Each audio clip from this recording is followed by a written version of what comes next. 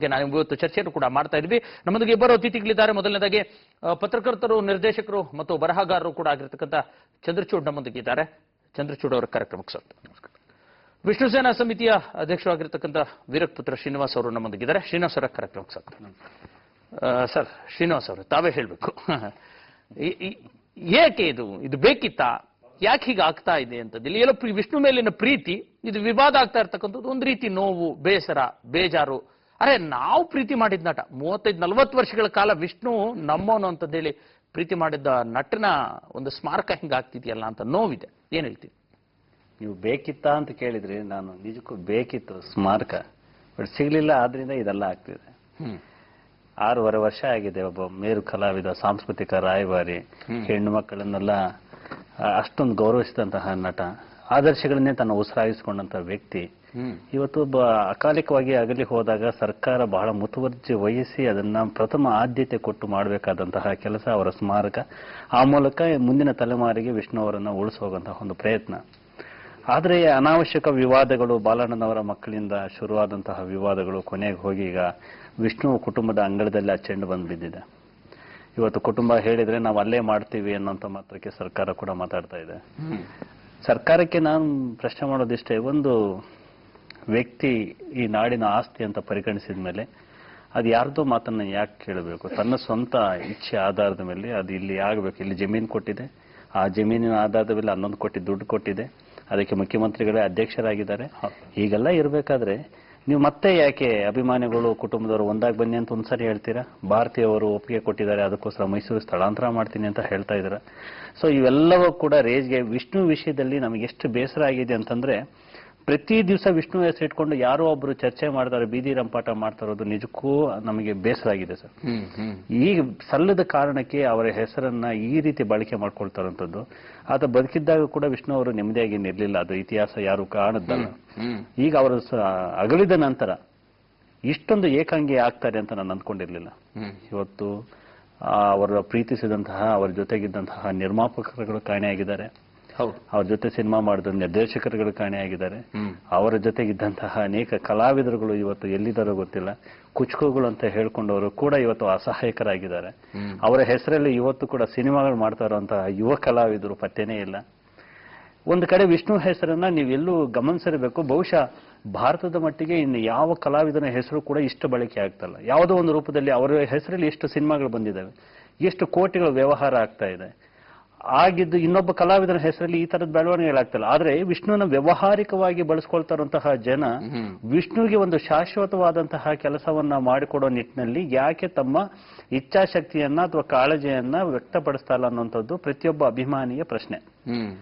ಈ ನಿಟ್ಟಿನಲ್ಲಿ ಆತ್ಮಾವಲೋಕನ ಮಾಡ್ಕೋಬೇಕಾದಂತಹವರು 100 ಜನ ಇದ್ದಾರೆ. ಆದ್ರೆ ಅವ್ರು ಯಾರು ಮಾಡ್ಕೊತಲ್ಲ. ಆದ್ದರಿಂದ ಅಭಿಮಾನಿಗಳು ಅಸಹಾಯಕರಾಗಿದ್ದಾರೆ, ಆತಂಕ ವ್ಯಕ್ತಪಡಿಸ್ತಾ ಇದ್ದಾರೆ ಮತ್ತು ನೋಯ್ತಾ ಇದ್ದಾರೆ ಪ್ರತಿ ದಿವಸ ಕೂಡ. ಅಲ್ಲ ಸರ್, ಒಂದು ವ್ಯಕ್ತಿಗೆ ಸ್ಮಾರಕ ಸಂಸ್ಕಾರ ಆಯ್ದ ಜಾಗದಿಂದ ನೀವು ಇನ್ನೊಂದು ಕಡೆ ತಗೊಂಡು ಹೋಗ್ತೀರ ಅನ್ನೋಂಥದ್ದೇ ಸರಿ ಇಲ್ಲ ಸರ್. ಆ ಭಾವನೆಗಳು ಅದು ಹೇಗಾದ್ರೂ ಮನಸ್ಸು ಬರುತ್ತೆ. ಅಲ್ಲಿ ವಿಷ್ಣು ಅದೊಂದು ಪವಿತ್ರವಾದ ಸ್ಥಳ ಅಂತ ಅಭಿಮಾನಿಗಳಿಗೆ ಅದು ನಿಗದಿಯಾಗಿರುತ್ತೆ. ಆ ಸ್ಥಳದಲ್ಲಿ ಅವ್ರಿಗೆ ಅನೇಕ ಭಾವನಾತ್ಮಕ ಒಂದು ನಂಟಿರುತ್ತೆ. ಆ ನಂಟಲ್ಲಿ ಅವರು ಬರ್ತಾರೆ. ಎಷ್ಟು ಸರ್, ಹೋದ್ಸಲಿ 67,000 ಜನ ಅಧಿಕೃತ ಮಾಹಿತಿ ನಮಗೆ ಸೆಪ್ಟೆಂಬರ್ 18ಕ್ಕೆ ವಿಷ್ಣು ಹುಟ್ಟುಹಬ್ಬಕ್ಕೆ ಬಂದಂತ ಜನ 67,000 ಜನ ಬಂದಿದ್ರು ಅಂತಂದ್ರೆ ಅರ್ಥ ಮಾಡ್ಕೊಳ್ಳಿ ಎಷ್ಟು ವಿಷ್ಣುನ ಇನ್ನೂ ಬಯಸ್ತಿದ್ದಾರೆ ಜನ ಅಂತ.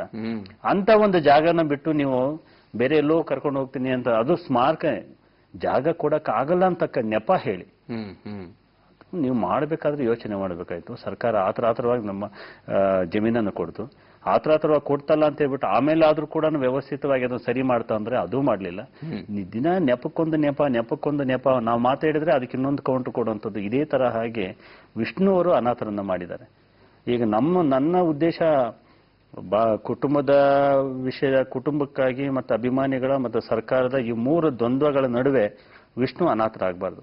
ಆ ಕಾರಣಕ್ಕೋಸ್ಕರ ನಾವೆಲ್ಲರೂ ಕೂಡ ಒಂದು ಸಹಮತದಲ್ಲಿ ಬಂದು ವಿಷ್ಣು ಅವರ ಹೆಸರನ್ನ ಈ ಶಾಶ್ವತವಾಗಿ ಈ ಸ್ಮಾರಕದ ನಿಟ್ಟಿನಲ್ಲಿ ಒಂದು ಇಚ್ಛಾಶಕ್ತಿಯನ್ನು ಪ್ರದರ್ಶನ ಮಾಡಿ ಕೂಡಲೇ ಸರ್ಕಾರ ಏನಾದರೂ ಒಂದು ನಿಲುವನ್ನ ಬೆಂಗಳೂರಲ್ಲಿ ಮಾಡೋದಾದ್ರೆ, ಅವ್ರು ಭಾರತಿ ಮೇಡಮ್ ಅವರು 6 ವರ್ಷ ಕಾದಿದ್ದಾರೆ ಇಲ್ಲೇ ಆಗ್ಲಿ ಅಂತ ಸರ್ಕಾರ ಅದನ್ನ ಅರ್ಥ ಮಾಡ್ಕೋಬೇಕು. 6 ವರ್ಷ ಅವ್ರು ಕಾದಿದ್ದಾದ್ಮೇಲೆ ಅವ್ರಿಗೆ ಇಲ್ಲ ಆಗಲ್ಲ ಅಂತ ಗೊತ್ತಾದ್ಮೇಲೆ ಹೋಗ್ತಿದ್ದಾರೆ ಅಂದ್ರೆ ತಪ್ಪ್ಯಾರು ಸರ್ಕಾರದಲ್ವಾ? ಆ ಸರ್ಕಾರ ಆ ತಪ್ಪನ್ನ ಸರಿಪಡಿಸ್ಕೋಬೇಕು. ಸರಿಪಡಿಸ್ಕೊಂಡು ಕೂಡಲೇ ಅವ್ರ ಜಮೀನನ್ನ ವಿವಾದರಹಿತವಾಗಿ ಮಾಡಿ ಕೊಟ್ಟಿದ್ದೆ ಆದ್ರೆ ನಾವು ಅವ್ರ ಕೈಯೋ ಕಾಲೋ ಬಿದ್ದು ನಾವು ಅವರನ್ನ ಇಲ್ಲೇ ಮಾಡಿ ಅಂತ ಪ್ರಾರ್ಥನೆ ಮಾಡುವಂತ ನಿಟ್ಟಿನಲ್ಲಿ ಪ್ರಯತ್ನಗಳನ್ನು ಮಾಡ್ತೀವಿ. ಅದು ಮಾಡದೆ ಸುಮ್ಮನೆ ಭಾರತೀಯ ಅವರು ಇಚ್ಛೆ ಪಟ್ಟಿದ್ದಾರೆ ಅಲ್ಲಿಗೆ ಹೋಗಿ ಹೋಗಿ ಅಂತ ಹೇಳ್ತಾ ಇದ್ದಾರೆ. ಇವರು ಕೂಡ ಮೈಂಡ್ ಸೆಟ್ ಮಾಡ್ಕೊಂಡಿದ್ದಾರೆ ಈಗ ಅಲ್ಲಿಗೆ ಹೋಗ್ಬೇಕು ಅಂತ. ಸೊ ಅದರಿಂದ ದಯವಿಟ್ಟು ಇವರೆಲ್ಲರ ಮಧ್ಯೆ ಅಭಿಮಾನಿಗಳನ್ನ ನೋಯಿಸಿ ಮತ್ತು ವಿಷ್ಣು ಅವರನ್ನ ಅನಾಥರನ್ನಾಗಿ ಮಾಡಬೇಡಿ. ಇಲ್ಲಿಂದ ಅಲ್ಲಿಗೆ ಶಿಫ್ಟ್ ಮಾಡಕ್ಕೆ ಅದೇನು ಸಿನಿಮಾ ಅಲ್ಲ, ಸಿನಿಮಾ ಟೆಂಟಲ್ಲಿ ಸಿನಿಮಾ ಸೇನ್ ಮಾಡ್ದಂಗೆ ಮಾಡಕ್ಕೆ ಹೋಗಬೇಡಿ. ಒಬ್ಬ ಮೇರು ವ್ಯಕ್ತಿ ಕಲಾವಿದನನ್ನ ಅಂತ ಹೇಳ್ಬಿಟ್ಟು ಈ ಸಂದರ್ಭದಲ್ಲಿ ಪ್ರಾರ್ಥಿಸಕ್ಕೆ ಇಷ್ಟಪಡ್ತಾರೆ. ಹೌದು, ಅಲ್ಲ ಖಂಡಿತ ಹೌದು.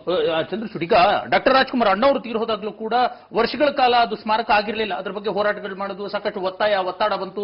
ಅಣ್ಣವ್ರ ಕುಟುಂಬದವರು ಕೂಡ ಆಗಿನ ಸಂದರ್ಭದ ಮುಖ್ಯಮಂತ್ರಿಗಳನ್ನ, ಸರ್ಕಾರವನ್ನ ಅವ್ರ ಮನವಿ ಕೊಡುವಂಥದ್ದು, ಅವರು ಓಲೈಸುವಂಥದ್ದು ಎಲ್ಲವೂ ಕೂಡ ಮಾಡಿದ್ರು. ಅದಾದ ನಂತರ ಸಾಕಷ್ಟು ಒತ್ತಡ ಬಂದ ನಂತರ ಕೆಲಸ ಮಾಡಿದ್ರು. ಯಾಕೆ ಹೀಗೆ ಸರ್ಕಾರಗಳು ಅನ್ನುವಂಥದ್ದು, ಕಳೆದ ಬಿಜೆಪಿ ಸರ್ಕಾರ ಆಗಿರಲಿ, ಈಗಿನ ಕಾಂಗ್ರೆಸ್ ಸರ್ಕಾರ ಆಗಿರಲಿ, ಅಥವಾ ಅಣ್ಣವರ ಸಮಾಧಿ ಸ್ಮಾರಕದ ಇಶ್ಯೂ ಆಗಿರಲಿ, ಅಥವಾ ವಿಷ್ಣು ಇಶ್ಯೂ ಆಗಿರಲಿ, ಯಾಕೆ ಹೀಗೆ ಡಿಲೇ ಯಾಕೆ ಮಾಡ್ತಾ ಇದೆ? ಯಾಕೆ ಇಚ್ಛಾಶಕ್ತಿ ಕೊರತೆ ಕಾರಣನ ಏನು ಅಂತ? ಅಲ್ಲ, ಇಲ್ಲಿ ಮೂಲತಃವಾಗಿ ಕರ್ನಾಟಕ ಇವತ್ತು ಎದುರಿಸ್ತಾ ಇರೋ ಒಂದು ಸಮಸ್ಯೆಗಳೇನಿದೆ, ಸಂಕಷ್ಟಗಳಿದೆಯಲ್ಲ, ಅದರಲ್ಲಿ ಈ ಒಂದು ವಿಷ್ಣುವರ್ಧನ್ ಅವರ ಸಮಾಧಿ ಮತ್ತು ಸ್ಮಾರಕ, ನನಗೆ ತುಂಬಾ ಅವ್ರ ಬಗ್ಗೆ ಗೌರವ ಇದೆ. ಈ ಇಶ್ಯೂಗಳೇ ತುಂಬಾ ಬೇಸರವನ್ನು ತರಿಸುವಂತ ಕೆಲಸ ಇವತ್ತು ಕರ್ನಾಟಕದ ಸಂಕಷ್ಟ ಪರಿಸ್ಥಿತಿಯಲ್ಲಿ. ವಿಷ್ಣುವರ್ಧನ್ ಅವರ ಸ್ಮಾರಕದ ವಿಷಯಕ್ಕೆ ಬರೋದಾದ್ರೆ ಫೋಕಸ್ಡ್ ಆಗಿ 4 ಜನ ಮುಖ್ಯಮಂತ್ರಿಗಳು ಬದಲಾಗಿದ್ದಾರೆ. ಅವರ ಅರ್ಜಿ ಕೊಡೋದು, ಇನ್ನೊಂದು ಮಾಡೋದು, ಮತ್ತೊಂದು ಮಾಡೋದು ಅಂತ. ಈ ಅಣ್ಣವರ ವಿಷಯದಲ್ಲಿ ಏನಾಯ್ತು ಅಂತಂದ್ರೆ, ಅಲ್ಲಿ ಯಾರಿಗೂ ಯಾವ್ದು ಸಮಸ್ಯೆ ಇರಲಿಲ್ಲ. ನಾವು ಎಲ್ಲಿ ಅಣ್ಣವ್ರನ್ನ ಕರ್ಕೊಂಡು ಹೋಗಿದ್ವೋ ಅಲ್ಲಿಗೆ ಯಾವ್ದು ಸಮಸ್ಯೆ ಇರಲಿಲ್ಲ. ಆದ್ರೆ ವಿಷ್ಣುವರ್ಧನ್ ಅವ್ರ ಸಮಸ್ಯೆ ಬಂದಾಗ ನನಗೆ 2 ಇಬ್ಬಗೆ ಏನೈತಿ ಸ್ಪಷ್ಟವಾಗಿ ನಾನು ಸರ್ಕಾರಗಳನ್ನ ಬ್ಲೇಮ್ ಮಾಡಕ್ಕೆ ಇಷ್ಟಪಡಲ್ಲ ಇವಾಗ. ಯಾಕೆ ಅಂತಂದ್ರೆ, ಸಿನಿಮಾದವರೆಲ್ಲ ಸೇರಿ ಅಭಿಮಾನ್ ಸ್ಟುಡಿಯೋದಲ್ಲಿ ವಿಷ್ಣುವರ್ಧನ್ ಅವರ ತಗೊಂಡು ಹೋಗ್ಬೇಕು ಅಂತ ತೀರ್ಮಾನ ಮಾಡಿದ್ರು. ಸರ್ಕಾರದವರು ಆ ಕ್ಷಣಕ್ಕೆ ಏನ್ ಮಾಡಬೇಕಾಗಿತ್ತು ಅದನ್ನ ಮಾಡಿಕೊಟ್ರು. ಅದಾದ ನಂತರ ಇವತ್ತು ಹಿರಿಯ ನಟಿಯಾದಂತಹ ಭಾರತೀಯವರು ತುಂಬಾ ಹಿರಿಯರಿದ್ದಾರೆ. ಅದು ಅವರ ವೈಯಕ್ತಿಕ ತೀರ್ಮಾನ ಆಗಿರುತ್ತೆ. ಅವರು ಸೆಪ್ಟೆಂಬರ್ 18ನೇ ತಾರೀಕು ಆ ಜಾಗಕ್ಕೆ ಹೋಗಿ ಪೂಜೆ ಮಾಡ್ಬೇಕಾ ಮಾಡಬಾರ್ದಾ, ಇದು ಯಾವ್ದ್ರಲ್ಲೂ ನನಗೆ ನಂಬಿಕೆ ಇಲ್ಲದ ಮನುಷ್ಯ ಮೊದಲು ನಾನು. ಅದು ಅವರ ವೈಯಕ್ತಿಕ ನಿರ್ಧಾರ ಆಗಿರುತ್ತೆ. ಆದರೆ ಅವರು ವಿಷ್ಣುವರ್ಧನ್ ಅವರ ಪತ್ನಿಯಾಗಿ ಅವರ ಯಜಮಾನರ ಪೂಜೆಯನ್ನು ಎಲ್ಲಿ ಮಾಡಬೇಕು ಅನ್ನೋದು ಅವರಿಗೆ ಬಿಟ್ಟಿದ್ದು. ಆದರೆ ಒಂದು ಸಾರ್ವಜನಿಕ ವ್ಯಕ್ತಿತ್ವವಾಗಿ ಇಷ್ಟು ವರ್ಷಗಳ ಕಾಲ ಮಾಡ್ಕೊಂಡು ಬಂದಿದಾರಲ್ಲ, ಅದನ್ನೊಂದು ಜಾಗವಾಗಿ ನಿರೂಪಿಸಿದಾರಲ್ಲ ಅಭಿಮಾನಿಗಳಿಗೆ ಮತ್ತು ಕರ್ನಾಟಕರಿಗೆ, ಅದೊಂದು ಸಾಂಸ್ಕೃತಿಕ ಸಂಕೇತವಾದಂತ ಒಬ್ಬ ವ್ಯಕ್ತಿಗೆ ಅಲ್ಲಿ ಏನೋ ಒಂದು ಮಾಡಿದಾರಲ್ಲ. ಆದ್ರೆ ಅದೇನಾಗ್ಬೇಕು, ಆಸ್ಮಿತೆ ಏನಾಗ್ಬೇಕು, ಅದನ್ನೇನ್ ಮಾಡ್ತೀರಿ ನೀವು? ಅವ್ರು ಹೊಡೆದಾಕ್ಬಿಡ್ತೀರಾ? ಬಾಂಧವ್ಯ. ಇವರು 2.5-3 ವರ್ಷಗಳ ಹಿಂದೆ ಅಭಿಮಾನ್ ಸ್ಟುಡಿಯೋದಲ್ಲಿ ಯಾವುದೇ ಸ್ಟುಡಿಯೋದ ಚಟುವಟಿಕೆಗಳು ನಡೀತಾ ಇಲ್ಲ.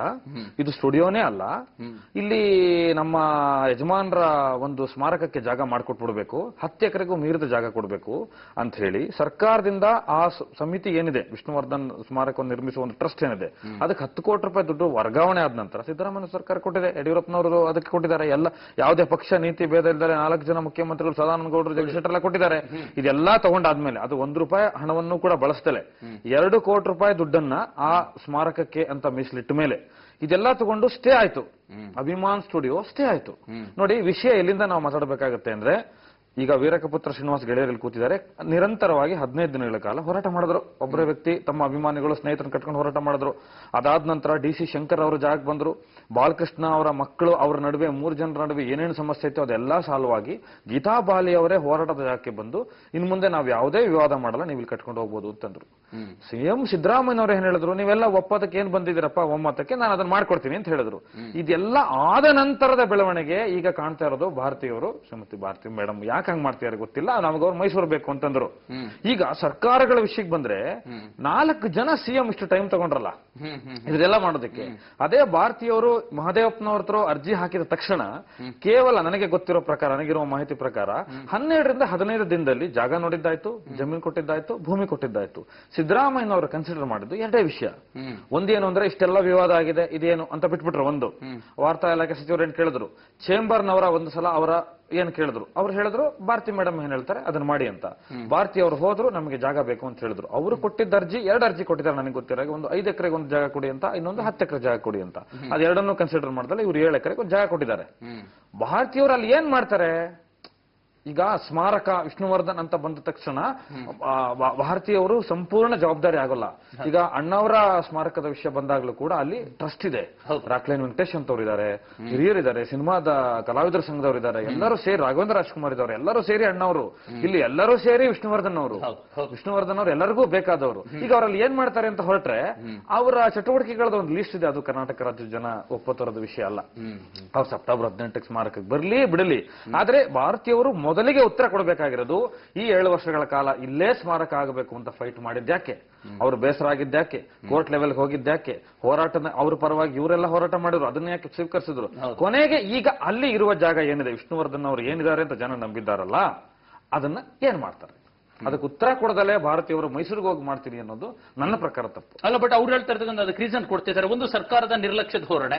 ಎರಡನೇದು, ಈಗಾಗಲೇ ಬೇಸತ್ ಬಿಟ್ಟಿದ್ದಾರೆ. ಮೂರನೇದು ಅವ್ರು ಕೊಡುವಂತ ಕಾರಣ, ಸ್ವತಃ ಭಾರತಿ ಕೊಡುವಂತ ಕಾರಣ. 2 ಕಾರಣ ಇವ್ರು ಕೊಡ್ತಿದ್ದಾರೆ. 3ನೇ ಕಾರಣ ಸ್ವತಃ ಭಾರತಿ ಕೊಡ್ತಿದ್ದಾರೆ. ಬೆಂಗಳೂರಿಗಿಂತ ವಿಷ್ಣುವರ್ಧನ್ ಅವರಿಗೆ ಮೈಸೂರು ತುಂಬಾ ಇಷ್ಟವಾದ ಜಾಗ, ಅವರು ಆಡಿ ನಲ್ದಿ ಬೆಳೆದಿದ್ದ ಜಾಗ. ಹಂಗಾಗ್ಬಿಟ್ಟು ಅವರ ಆತ್ಮಕ್ಕೆ ಶಾಂತಿ ಸಿಗುತ್ತೆ. ಯಾಕಂದ್ರೆ ಆ ಕಾರಣವನ್ನ ಅಭಿಮಾನಿಗಳು ಅಲ್ಲ, ಅವ್ರು ಹೇಳುವಂಥದ್ದು ಅಭಿಮಾನಿಗಳು ಇಷ್ಟದ ಪ್ರಕಾರ ಅಲ್ಲ, ಯಾವ ವ್ಯಕ್ತಿ ಆತನ ಆತ್ಮಕ್ಕೆ ಶಾಂತಿ ಎಲ್ಲಿ ಸಿಗುತ್ತೆ ಅನ್ನೋದು ಗೊತ್ತು. ಹಾಗಾಗಿ ಅಲ್ಲಿರ್ಲಿ ಹಂಗಾರೆ ವಿಷ್ಣು ಸರ್ ಅಲ್ಲೇ ಮರಣ ಹೊಂದಿ ಉಸಿರು ಬಿಟ್ಟಿದ್ದ ಅಲ್ಲೇ ಅವತ್ತು ನಿರ್ಧಾರ ಮಾಡ್ಬೋದಾಯ್ತು. ಏನೋ ಅವತ್ತು ದುಃಖದಲ್ಲಿದ್ರು, ಸರಿ ಮಾಡಕ್ಕಾಗ್ಲಿಲ್ಲ. ಮತ್ತೆ ಈ ವಿಷಯ ಹೇಳಕ್ಕೆ ಅವ್ರಿಗೆ 6 ವರ್ಷ ಬೇಕಾಗಿರ್ಲಿಲ್ಲ. ಅಲ್ಲ ಅಂದ್ರೆ ಅವಾಗ ವಿಷ್ಣು ಸರ್ ಅವರು ಇಹಲೋಕ ತ್ಯಜಿಸಿದ ದಿನ ಯಾವ್ದು ತೀರ್ಮಾನ ಮಾಡ್ಲಿಕ್ಕೆ ಸಾಧ್ಯ ಆಗಲಿಲ್ವೋ ಒತ್ತಡಗಳಲ್ಲಿ, ಆ ತೀರ್ಮಾನ ಮತ್ತೊಮ್ಮೆ ಆಗೋದು ಬೇಡ ಅನ್ನೋಂಥದ್ದು ಇರ್ಬೋದು ಭಾರತೀಯವರ. ಅದೇ ಈಗ 6 ವರ್ಷ ಬೇಕಾಗಿ ಕೂಡಲೇ ಅದನ್ನ 1 ವರ್ಷದಲ್ಲೇ ಮಾಡ್ಬೋದಾಗಿ. ವಿವಾದ ಇದೆ ಅಂತ ಪ್ರಾರಂಭದಲ್ಲೇ ಗೊತ್ತಾಗೋಯ್ತು, ಆಗ್ಲೇ ಮಾಡ್ಬೋದಾಗಿತ್ತು. ಬಟ್ ಅವ್ರ ಇಚ್ಛೆ ಇದ್ದಿದ್ದು ಇಲ್ಲಿ ಆಗ್ಲಿ ಅಂತ ಇತ್ತು. ಅದು ಇಲ್ಲಿ ಪದೇ ಪದೇ ಸಮಸ್ಯೆಗಳು. ಈಗ ಡಿ.ಸಿ. ಶಂಕರ್ ಅವರು ಬಂದು ನಮ್ಮ 15 ದಿವಸಗಳು ಹೋರಾಟ ಮಾಡಿದ ಸಂದರ್ಭದಲ್ಲಿ ಅವ್ರ ಕುಟುಂಬ, ಬಾಲಕೃಷ್ಣ ಅವ್ರ ಕುಟುಂಬ ಬಂದು ಅದು ಪರಿಹಾರ ನಾಳೆ ಕಾಮಗಾರಿ ಶುರು ಮಾಡಿ ಅಂತ ನಮ್ಗೆ ಹೇಳಿದ್ರು ಆಕ್ಚುಲಿ. ಈಗ ನಾವು ಇನ್ನೊಂದು ವಾಹಿನಿಯಲ್ಲಿ ಮಾತಾಡ್ತಾ ಇರ್ಬೇಕಾದ್ರೆ ಡಿ.ಸಿ. ಶಂಕರ್ ಅವ್ರ ಲೈನ್ಗೆ ಬಂದ್ರು. ಅವ್ರು ಮಾತಾಡ್ತಾ ಇರ್ಬೇಕಾದ್ರೆ ಈಗ ಮತ್ತೆ ಸ್ಟೇ ಆರ್ಡರ್ ತಂದಿದ್ದಾರೆ, ಇನ್ನು 15 ದಿವಸದಲ್ಲಿ ಅದನ್ನ ನಾನು ವೆಕೇಟ್ ಮಾಡಿಸ್ಕೊಡ್ತೀನಿ, ಕಾಮಗಾರಿ ಶುರು ಮಾಡ್ಲಿ ಅಂತ. ಅದಕ್ಕೆ ಭಾರತಿ ಮೇಡಮ್ ಅವರು ಫೋನ್ ಮಾಡಿ ಹೇಳಿದ್ದು, ಈ ತರ 15 ದಿವಸ ನಾವು ತುಂಬಾ ನೋಡ್ಬಿಟ್ಟಿದೀವಿ, 15 ದಿವಸಗಳಾಗಿ 15 ವರ್ಷ ಆಗುತ್ತೆ, ಅದೆಲ್ಲ ಆಗದೆ ಇರೋ ವಿಷಯ, ನಾನು ಮೈಸೂರಿಗೆ ಹೋಗೋದು ನಿಜ ಅಂತ. ಅಂದ್ರೆ ಅವರಿಗೆ ಯಾವುದೂ ಕೂಡ ತನ್ನ ಹತೋಟಿಯಲ್ಲಿ ತನ್ನ ಮಾತಿನಂತೆ ನಡೀತಾ ಇಲ್ಲ, ಎಲ್ಲವೂ ಕೂಡ ಬೇರೆ ಏನೋ ಆಗ್ತಾ ಇದೆ. ಆದ್ರಿಂದ ನಾನು ಗಟ್ಟಿಯಾಗಿರೋವಾಗೆ ಮಾಡ್ಕೋಬೇಡಣ ಅಲ್ಲಿ ಸ್ಮಾರಕ ಅಂತ. ಅವ್ರ ಉದ್ದೇಶದಲ್ಲಿ ತಪ್ಪಿಲ್ಲ. ಆದ್ರೆ ನಾವೇನು ಹೇಳ್ತಾ ಇರೋದು, ಅಭಿಮಾನಿಗಳ ಭಾವನೆಗಳಿಗೆ ಬೆಲೆ ಕೊಡಿ. ವಾಸ್ತುಸ್ಥಿತಿ ಏನ್ ಆಚೆ ಇವರು ಚಂದ್ರಚೂಡ್ ಸಾರ ಹೇಳಿದಾಗೆ ಏನ್ ನಡೀತಾ ಇದೆ ಒಳಗಡೆ, ಆಕ್ಚುಲಿ ನೀವು ಫೇಸ್ ಮಾಡ್ತಾರಂತ ತೊಂದರೆ ಬರೀ ಜಮೀನು ಬಾಲಕೃಷ್ಣ ಅವ್ರ ಮಕ್ಕಳದೇ ಆದ್ರೆ ಸರ್ಕಾರ ಅದನ್ನ ಮುಟ್ಗೋಲು ಹಾಕೊಳ್ಳಕ್ಕೆ ಅರ್ಹ ಇರುವಂತಹ ಕರ್ನಾಟಕದ ಪ್ರಪ್ರಥಮ ಜಮೀನು ಅಂದ್ರೆ ಅದೇ. ಅಷ್ಟು ಇದು ಏನದು ಭೋಗ್ಯ ಜಮೀನಿನ ಕಾಯ್ದೆನೆಲ್ಲ ಉಲ್ಲಂಘನೆ ಮಾಡಿದ್ದಾರೆ. ಅದನ್ನ ಸರ್ಕಾರ ಅದನ್ನ ಬಹಳ ಬೇಗ ಮುಟ್ಗೋಲು ಹಾಕೋಬಹುದು. ಅದಕ್ಕೆ ಇನ್ನೊಂದು ವರ್ಷ ಟೈಮ್ ಸಮಯ ತಗೋಬಹುದು ಅನ್ಸುತ್ತೆ. ಅದಾದ್ರೆ ಮಾಡೋಣ. ಅಭಿಮಾನಿಗಳು ಇದುವರೆಗೂ ಹೋರಾಟದ ಮುಂಚೂಣಿಯಲ್ಲಿ ಗುರ್ಸ್ಕೊಂಡಿಲ್ಲ. ಈಗ 6 ತಿಂಗಳ ವರ್ಷದಿಂದ ಬಂದಿದ್ದೀವಿ. ಸೊ ಆ ಕಾರಣಕ್ಕೋಸ್ಕರ ಅಭಿಮಾನಿಗಳ ಮೇಲೂ ಅವ್ರಿಗೆ ಸಿಟ್ಟಿದೆ. ಯಾಕೆ ನಮ್ಮನ್ನ ಬಿಟ್ಟು ನಾವಿಲ್ಲಿ ಈ ದಿಕ್ಕಲ್ಲಿ ಹೋಗ್ತಾ ಇದ್ರಿ, ಇವ್ರು ನಮ್ಮ ಜೊತೆ ಬರೋದು ಬಿಟ್ಟು ನಮಗೆ ವಿರುದ್ಧವಾಗಿ ಯಾಕೆ ಹೋಗ್ತಿದ್ದಾರೆ ಅನ್ನೋಂಥ ಸಿಟ್ಟು ಅವ್ರಿಗೂ ಕೂಡ ನಮ್ಮ ಮೇಲೆ ಇದೆ. ಆದ್ರೆ ನಾವು ಇಲ್ಲಿ ಯಾರು ಕೂಡ ನಮ್ಮ ಸ್ವಂತಕ್ಕೆ ಸ್ವಾರ್ಥಕ್ಕೆ ಆಸ್ತಿ ಪಾಸ್ತಿ ಏನು ಮಾಡ್ಕೋತಾ ಇಲ್ಲ, ಕೇಳ್ತಾ ಇಲ್ಲ. ನಾನು ಹೋರಾಟ ಮಾಡೋದ್ರಿಂದ ಅಥವಾ ಇಲ್ಲಿ ಬಂದು ಟಿವಿಯಲ್ಲಿ ಕೂತ್ಕೊಳ್ಳೋದ್ರಿಂದ ನನಗೇನೂ ಲಾಭ ಇಲ್ಲ. ಬೇಕಾರೋದು ಒಬ್ಬ ವಿಷ್ಣುವರ ಸ್ಮಾರಕ ಅಲ್ಲಾಗ್ಲಿ ಅನ್ನೋಂತಹ ನಮ್ಮ ಭಾವನೆಗಳಿಗೋಸ್ಕರ ನಾವು ಇಲ್ಲಿ ಬಂದಿದ್ವಿ ಹೊರತು ಬೇರೆ ಯಾವುದೋ ಸ್ವಾರ್ಥ, ಹಿತಾಸಕ್ತಿ, ಉದ್ದೇಶಗಳನ್ನ ಈಡೇರಿಕೆ ಮಾಡ್ಕೊಳಕ್ಕಲ್ಲ. ಅದನ್ನ ಅರ್ಥ ಮಾಡ್ಕೋಬೇಕು. ಭಾರತಿ ಮೇಡಮ್ ಅವರು ಮೈಸೂರಿಗೆ ಹೋಗೋದ್ರಲ್ಲಿ ಯಾವುದೇ ಅರ್ಥ ಇಲ್ಲ. ಮತ್ತೆ ಈಗ ಈ ಜಾಗವನ್ನು ಇವರೇ ಹೇಳ್ದಂಗೆ ಅವರೇ ಆ ಸ್ಥಳವನ್ನ ವಿಷ್ಣು ಸಾರಿಂದ ಎಷ್ಟು ಪವಿತ್ರ ಆಗಿದೆಯೋ ಇವರು ಮಾಡಿದ ಕೆಲಸಗಳ ಮೂಲಕ ಕೂಡ ಆ ಸ್ಥಳ ಅಷ್ಟೇ ಪವಿತ್ರವಾಗಿದೆ. ಯಾಕಂದ್ರೆ ಅಲ್ಲಿ ರಕ್ತದಾನ ಶಿಬಿರ, ನೇತ್ರದಾನದ್ದು, ಅಂಗಾಂಗಗಳ ದಾನದ್ದು, ಅನ್ನದಾನದಂಥದ್ದು ಎಷ್ಟು ಲಕ್ಷಾಂತರ ಜನ ಬಂದು ಸೇರಿ ಹೋಗ್ತಾ ಇದ್ರು.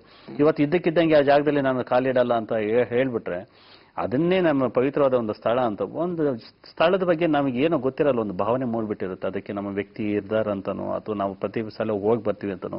ಎಷ್ಟೋ ಜನ ತಮ್ಮ ದುಃಖಗಳನ್ನ ಕಳ್ಕೊಳ್ಳಕ್ಕೆ ನೋವಾದಾಗ ನಾವು ಅಲ್ಲಿಗೆ ಹೋಗಿ ಬರ್ತೀವಿ ಸರ್ ಅಂತ ಹೇಳ್ತಾ ಇರ್ತಾರೆ. ಇವತ್ತು ವಿಷ್ಣು ಇಲ್ಲ ಒಂದು ಕಾಟಾಚಾರಕವಾಗಿ ಒಂದು ಕಮರ್ಷಿಯಲಿ ಎಲ್ಲೋ ಒಂದ್ ಕಡೆ ಕಟ್ಟಿದ್ದಾರೆ ಅಂತ ಹೇಳಿದಾಗ ಬಂದೆ ಇದೇ ವಿಷಯ ಶ್ರೀನಿವಾಸ್ ಅವರು ಹೇಳ್ತಾ ಇದ್ದಾರೆ ಸ್ಪಷ್ಟವಾಗಿ. ಅಭಿಮಾನಿಗಳಿಗೆ ಯಾವುದೇ ಲಾಭ ಇಲ್ಲ ಆ ಸ್ಮಾರಕ ಸ್ಥಳಾಂತರ ಆಗೋದ್ರಿಂದ, ಅಲ್ಲೇ ಇರ್ಲಿ ಅನ್ನೋಂಥ ಒತ್ತಡ ಒಂದೇ ಕಾರಣಕ್ಕೆ, ಅದು ಭಾವನಾತ್ಮಕವಾದ ಬಂಧ ಮತ್ತು ಸಂಬಂಧ, ಅನುಬಂಧ ಅನ್ನುವಂಥದ್ದು. ಹಾಗಾಗಿ ಯಾಕೆ ಈ ಒಂದು ಸಮಸ್ಯೆ ತಲೆದೋರಿದೆ ಅನ್ನೋದು. ಬನ್ನಿ ಬಗ್ಗೆ ಮಾತಾಡ್ಲಿಕ್ಕೆ ವಿಷ್ಣುವರ್ಧನ್ ರವರ ಅಳಿಯ ಕೂಡ ಆಗಿರ್ತಕ್ಕಂಥ ಚಿತ್ರನಟ ಅನಿರುದ್ಧ ಅವರು ನಮ್ಮೊಂದಿಗೆ ದೂರವಾಣಿ ಸಂಪರ್ಕದಲ್ಲಿದ್ದಾರೆ. ಅನಿರುದ್ಧ ಅವರೇ ನಮಸ್ಕಾರ ಸರ್. ಅನಿರುದ್ಧ ಅವರೇ ನಮಸ್ಕಾರ.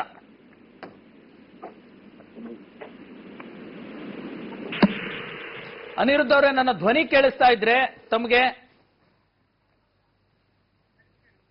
ಅನಿರುದ್ಧ ಅವರೇ ನಮಸ್ಕಾರ.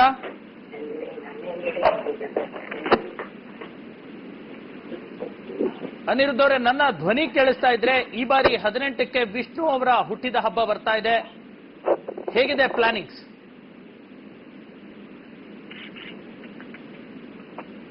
ಓಕೆ, ಸಂಪರ್ಕ ಸಾಧ್ಯ ಆಗ್ತಾ ಇಲ್ಲ, ಸ್ವಲ್ಪ ತಾಂತ್ರಿಕ ಅಡಚಣೆ ಇದೆ. ಅನಿರುದ್ಧ ಅವರನ್ನ ಮತ್ತೆ ಸಂಬಂಧಪಟ್ಟ ಕುಟುಂಬದವ್ರನ್ನು ಕೂಡ ಸಂಪರ್ಕಿಸೋದಕ್ಕೆ ನಾವು ಪ್ರಯತ್ನ ಪಡ್ತೀವಿ. ಶ್ರೀನಿವಾಸ್ ಅವರು ಒಂದು ಬಹುಮುಖ್ಯ ಮಾತನ್ನ ಹೇಳಿದ್ರು, ಬಹುತೇಕ ಅದನ್ನ ಬಹಳ ಅರ್ಥಗರ್ಭಿತವಾಗಿ ನಾವು ಚಿಂತನೆ ಮಾಡಬೇಕಾಗಿದೆ. ಯಾಕಂತಂದ್ರೆ ಯಾವುದೇ ಲಾಭ ಇಲ್ಲ ಅನ್ನುವಂಥ ಮಾತನ್ನ ಹೇಳ್ತಿದ್ದಾರೆ. ಸ್ಮಾರಕ ಅಲ್ಲಿ ಬೇರೆ ಕಡೆ ಸ್ಥಳಾಂತರ ಆಗೋದಕ್ಕೆ. ಹಾಗಾದ್ರೆ ವಿಷ್ಣು ಸ್ಮಾರಕ ಸ್ಥಳಾಂತರ ಆಗೋದ್ರ ಹಿಂದೆ ಏನಾದರೂ ಲಾಭ ಇದೆಯಾ ಅಥವಾ ಬೇರೆ ಉದ್ದೇಶ ಇದೆಯಾ ಅಥವಾ ಅವ್ರದ್ದು ಕೂಡ ಈ ತರದ್ದೇ ಆಗಿರ್ತಕ್ಕಂಥ ಒಂದು ರೀತಿ ಭಾವನೆಯ ಒಂದು ಸಂಬಂಧ ಸಂಘರ್ಷವೇ ಇದೆಯಾ ಅನ್ನೋದ್ರ ಬಗ್ಗೆ ಚರ್ಚೆ ಮಾಡೋಣ ಪುಟ್ಟ ಬ್ರೇಕ್ನ ಬಳಿಕ.